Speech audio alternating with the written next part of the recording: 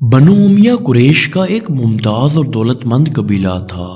اسی خاندان نے خلافت راشدہ کے بعد تقریباً 1 صدی تک ملوکیت سنبھالی اور اسلامی فتوحات کو بام عروج پر پہنچایا، جس کی سرحدیں ایک طرف چین اور دوسری طرف اسپین تک پھیلی ہوئی تھیں۔ البتہ مرکزی خلافت کے خاتمے کے باوجود اس خاندان کا ایک شہزادہ عبد الرحمن الدخل اسپین میں حکومت قائم کرنے میں کامیاب ہوا، جہاں 1492 تک اموی سلطنت قائم رہی۔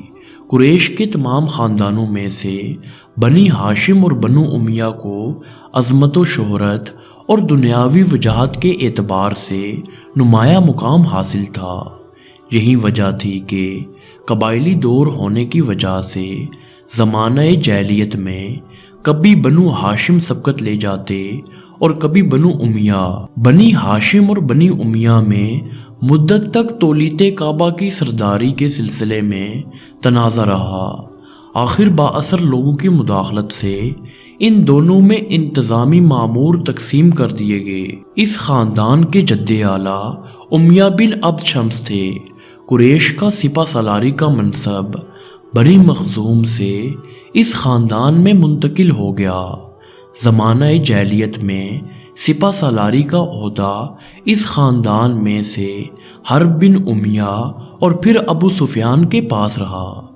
ابو سفیان نے فتح مکہ کے وقت اسلام قبول کر لیا اور ان کے بیٹے حضرت امیر معاویہ کے ذریعے بنو امیہ کی حکومت کی بنیاد پڑی۔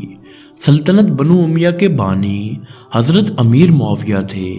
آپ کا شمار ممتاز صحابہ میں ہوتا تھا اور حضور صلی اللہ علیہ وسلم نے انہیں کاتب وحی ہونے کا اعزاز بخشا تھا۔ حشام کے بعد بنی امیہ کا زوال شروع ہو گیا اور بالآخر مروان ثانی کے عہد میں معرکہ ذاب میں شکست کے ساتھ ہی سلطنت امیہ کا خاتمہ ہو گیا۔ سلطنت بنو امیہ کا ایک پہلو یہ بھی ہے کہ اسلام نے خاندانوں اور قبائل کی جس تفریق اور امتیاز کو مٹا دیا تھا، بنو امیہ نے اس کو دوبارہ زندہ کر دیا۔ انہوں نے عربوں کے بھولے ہوئے سبق کو پھر یاد دلایا اور یہی سبق ان کی بربادی کا باعث بھی ثابت ہوا۔ یہی علویوں اور عباسیوں نے اسی خاندانی امتیاز کو اعلیٰ کار بنا کر بنو امیہ کی بربادی کے سامان فراہم کیے۔ اس خاندان نے اپنی حکومت اور سلطنت کے استحکام کے لیے ظلم و تشدد اور لوگوں کو قتل کرنے سے بھی دریغ نہیں کیا۔ خلفائے بنو امیہ میں زیادہ نامور و قابل حکمران ہی اس غلطی کے مرتکب ہوئے۔ اس جبر و ظلم کا نتیجہ بھی ان کے حق میں بہتر ثابت نہ ہوا، حالانکہ اس وقت ان کا نظریہ اپنے دشمنوں کو راستے سے ہٹانا تھا، جس کا اثر الٹا ہوا۔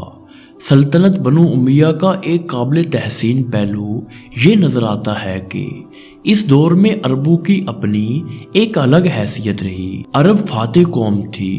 اخلاق، زبان، تمدن اور مراسم ہر چیز پر عرب غالب تھے، لیکن بنو امیہ کے بعد ان کی یہ فوقیت جاتی رہی۔ اسلام کا ابتدائی زمانہ اور خلافت راشدہ کا دور مسلمانوں کی سادگی کا دور تھا، کیونکہ ان کی ضروریات زندگی بھی محدود تھیں۔ لیکن عہد بنو امیہ میں آہستہ آہستہ ضروریات زندگی وسیع ہونے لگیں اور عیش و عشرت بڑھنے لگا۔